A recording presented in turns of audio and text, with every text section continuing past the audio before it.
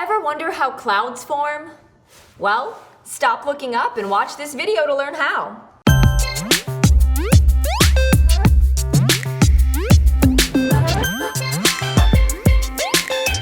You might be wondering how I'm going to make a cloud form when we're indoors and not outside. The answer? Water vapor. You see, clouds form because of water vapor. It's all around us, whether or not you can see it. In this experiment, I'll show you how clouds are formed by using just two ingredients: warm water and liquid nitrogen. Before we begin, I'd like to point out that if it looks like this liquid nitrogen is boiling, that's because it is. Now, it's not boiling because it's incredibly hot. It's boiling because it's so cold, -320 degrees Fahrenheit cold. Hence the gloves I'm wearing for safety.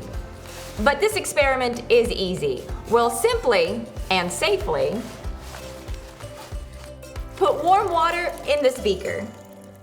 Then pour some liquid nitrogen in. Immediately, you start to see clouds form. What's happening here is no different from how clouds form in our sky. Each cloud is made up of millions of tiny water droplets. On a hot day on the ground, you'll feel water vapor as humidity.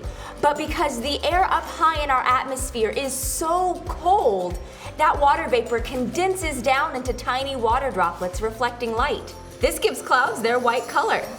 And when those water droplets get too heavy, gravity causes them to drop. As they fall, they collect more and more water, eventually turning into